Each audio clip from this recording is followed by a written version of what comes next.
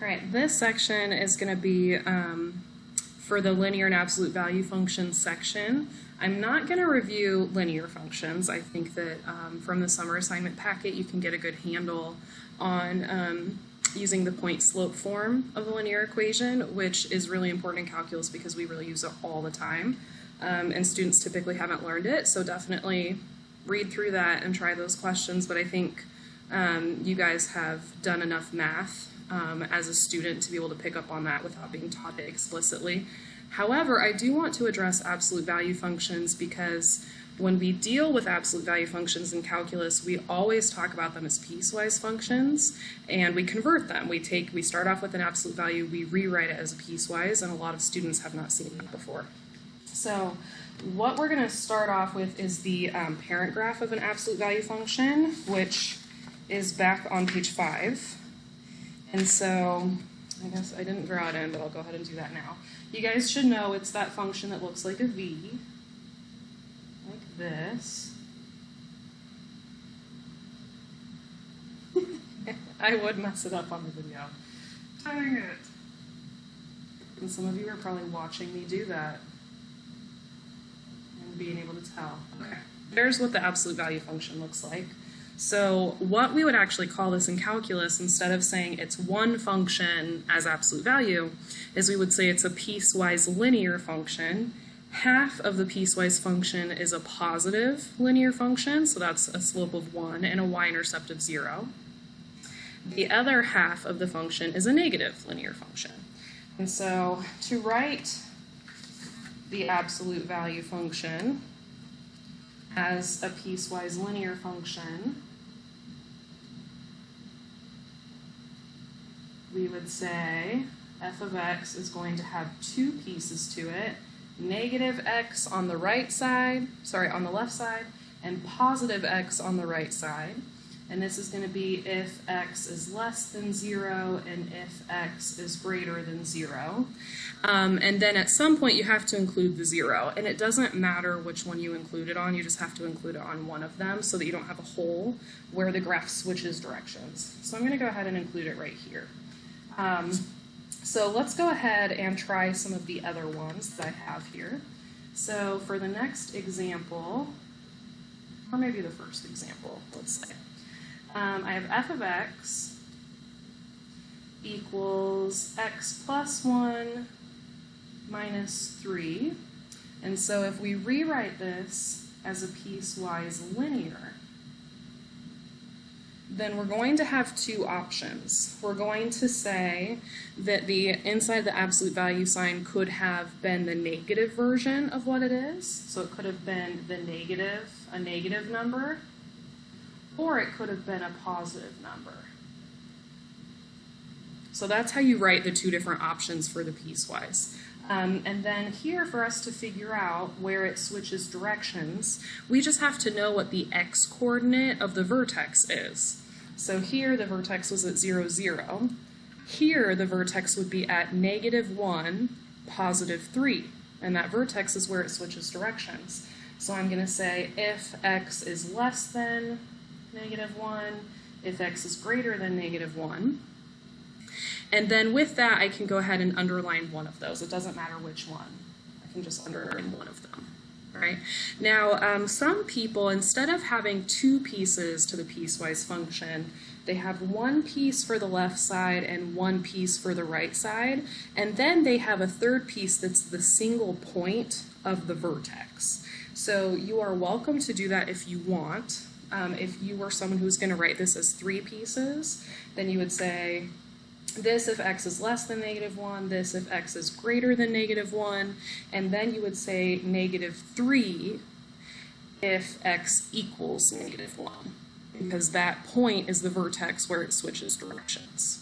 Okay, so any of those options is fine. That would accurately give you that absolute value function. Okay, we're going to do one last example. I'm going to make it fit on the page. So our absolute value function is going to be the negative version of absolute value of 3x plus 6. And so when I write this as a piecewise function, that means that the left side of the graph, instead of this being an absolute value function that looks like this, where the left side of the graph is the negative line and the right side of the graph is the positive, this one's going to be the opposite. So it's going to look like that, which means that when I write the pieces to my piecewise function, I'm going to have the negative version of negative parentheses 3x plus 6 if x is less than the x coordinate of the vertex, which we'll get to in a second. And then I'm going to have the positive version of negative 3x plus 6 if x is greater than the x coordinate of the vertex. So here what I'm going to say is these two negatives make a positive, right? Which makes sense because the left side of the piecewise function is going to be the positive line, so now I've got a positive linear equation here. And then the right side, when I keep the positive version of my absolute value equation, is going to have a negative slope, which is what I would expect. So you definitely don't have to write it out like that every time, because that's kind of silly to have two different operators right there, but you can, I just wanted to explain it that way so you understand. Okay, and then kind of like what we talked about with the transformations, this is a function where it has that horizontal compression of 1/3, and so I cannot see how far left it has shifted because of that 3 being right next to the x. So I'm going to think of this absolute value function as being f of x equals negative, and then I'm going to factor out that 3. So 3 times x plus 2. And so that means that this graph has a transformation of shifting left 2, which means that the vertex has an x-coordinate of negative 2. So if we write this piecewise function having two pieces, then we need to underline one of these to include the vertex.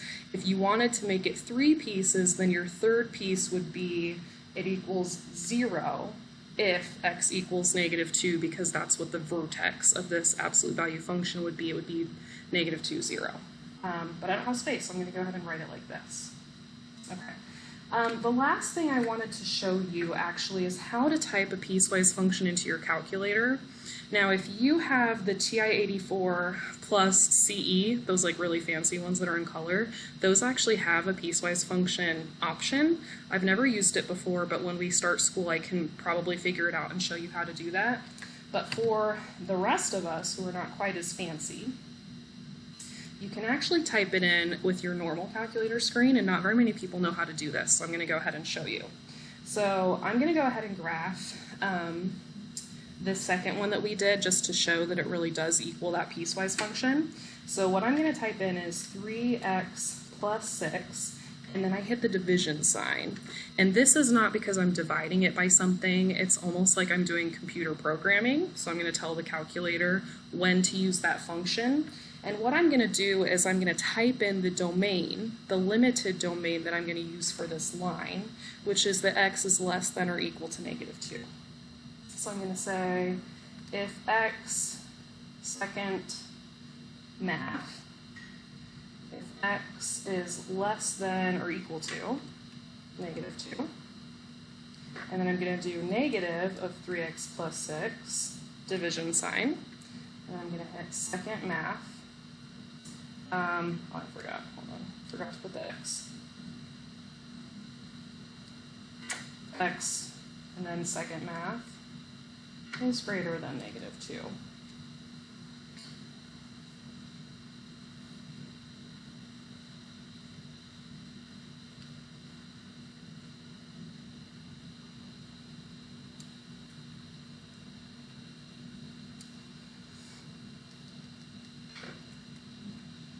Maybe I needed to be in parentheses and I'm just not remembering correctly.